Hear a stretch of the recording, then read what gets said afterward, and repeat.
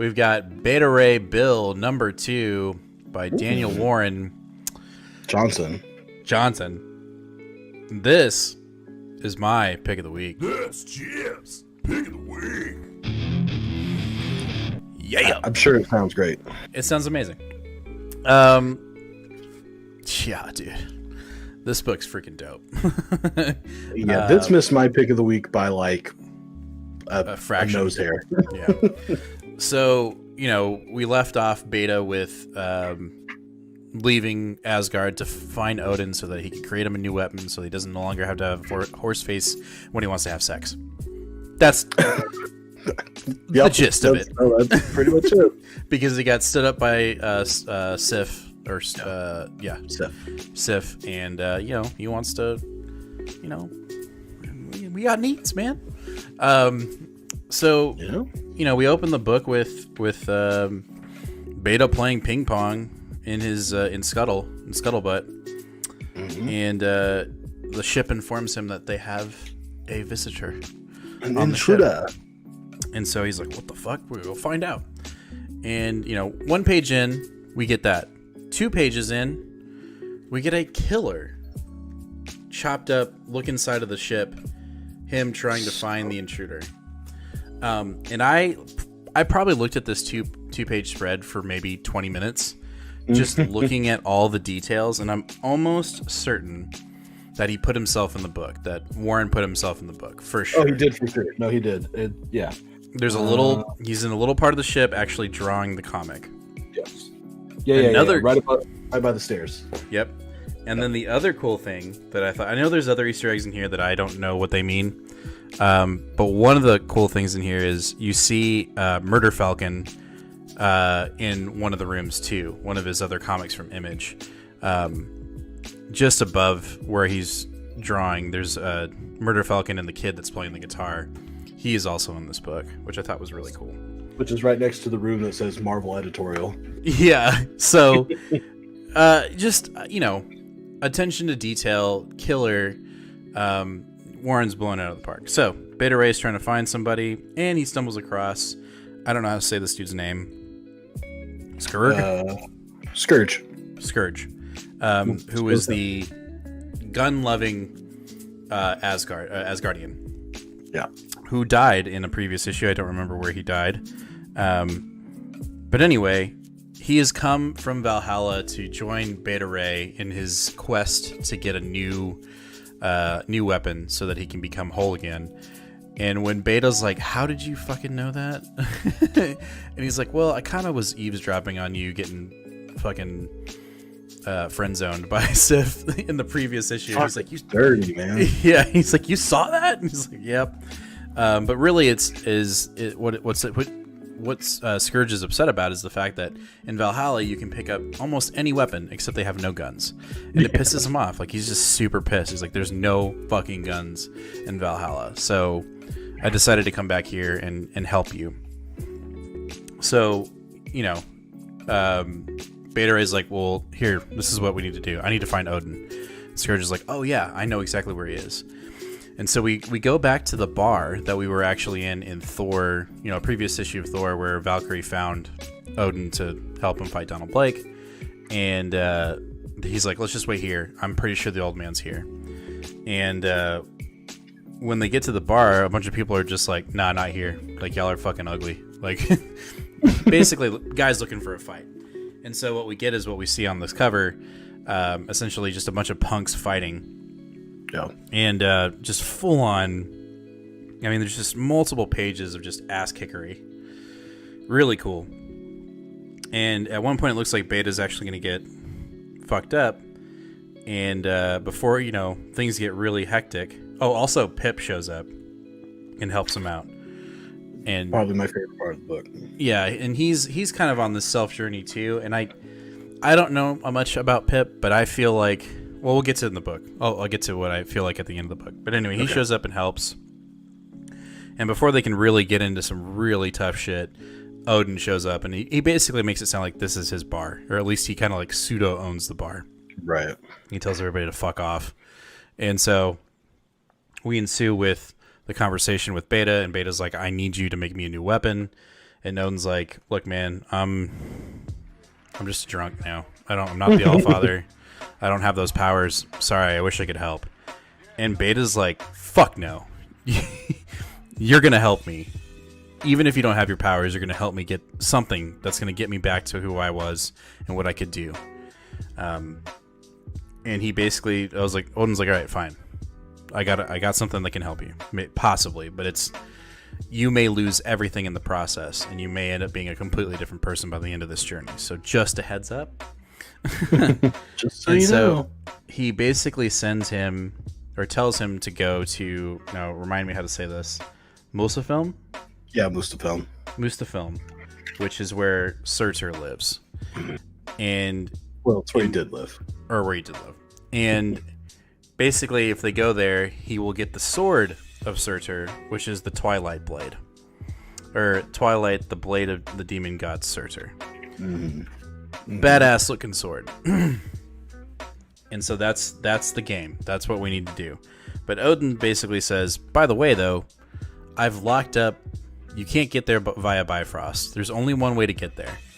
And I created basically a fortress around the portal to get there. So it's not going to be easy. And I've also set up guards at this place that will not let anyone in. So you're going to have my blessing, but they're not going to let you out if anything shitty happens to you. So just a heads up, like, this is basically a suicide mission. And so they're getting ready to go. We have a conversation. Pip has a conversation with Beta and is like, why are you here with me? Why are you deciding to go on this trip with me? And Pip is like, hey, how's it going, Brent? Thanks for joining us tonight. He basically tells him that, like, he's kind of on this journey too of, like, not really loving himself. He feels like an outcast, and he feels like he can be like himself with Beta, right? Like he looks up to Beta, and Beta's like full on breaking down. He's not having, in my mind, at least for the reader, it's like he's not this hero that Pip looks at him as he is. Right. He's flawed, and he's got image issues, and he's got relationship issues, and he's just not this strong cyborg Thor-like character. He's vulnerable, and right. I think Pip is seeing that, and I don't know if it's a good thing or a bad thing, but he's seeing it. And so they take Scuttlebutt to the Citadel, or I don't know what they called it, but again, Daniel Warren Johnson's just attention to detail, like, holy shit, that's so good. They get to the portal, and this is just like circular castle fortress, and you're just like, damn, son, like, this is so cyberpunk / like D&D. Like, it's just, there's so much going on here. And so they get to the Citadel, and Odin's I don't even know how to describe these guys, like cyborg Ronin knight space knights. Yeah, sure. Show up, and they're like, halt. To me, when I looked at him, I was like, that is a direct homage to Jack Kirby. Like, the way those designs right there are straight out of it. Big time.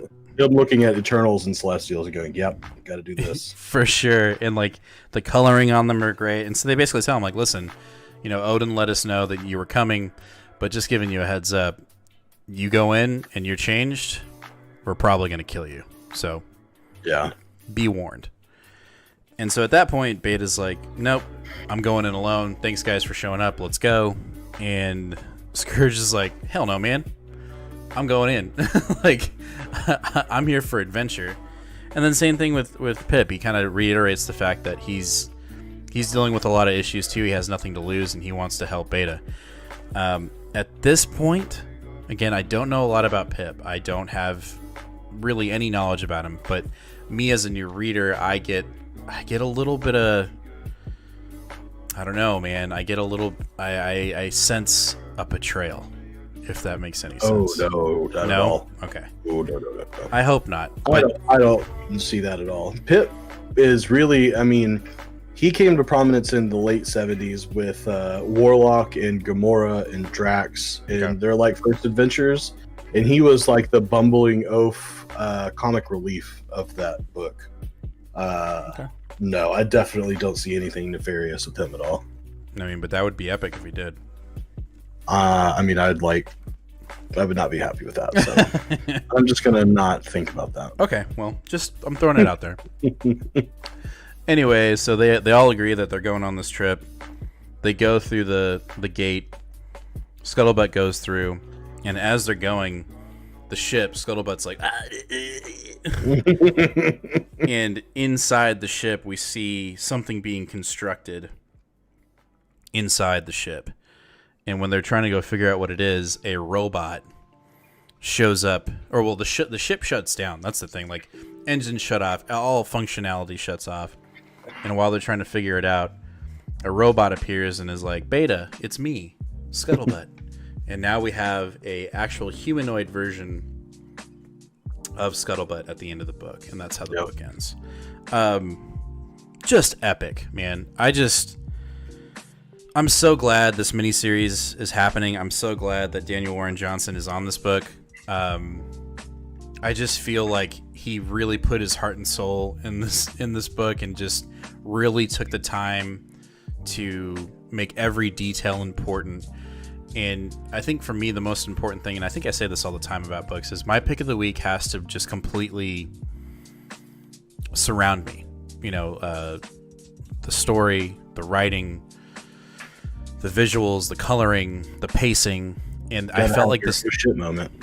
Yeah, and it had an oh shit moment, like multiple oh shit moments, visual, like it was all over the board. It checked all the boxes, just like issue 1. And I felt like I just picked up this issue and I wasn't like, wait, what happened in the last issue? I was like, no, I remember, and I remember I wanted to know what happened immediately, and so it was just like continuing it, and I loved it. So I don't know, man. I'm the only thing if there's any kind of criticism that this is a 5-issue miniseries. Right. I wish this was an ongoing for sure. No doubt. And maybe, who knows? Maybe we'll get it. But I thoroughly enjoyed this book. Yep. It missed my pick of the week by just the tiniest bit. Anyway, that's Beta Ray Bill number 2. Daniel Warren Johnson, if you see this segment and you just grace us with your presence, please give us a like, because you're fucking killing it, bro. And like I said, this is... That's Jim's pick of the week. It's my pick of the week. Oh, yeah. Cool.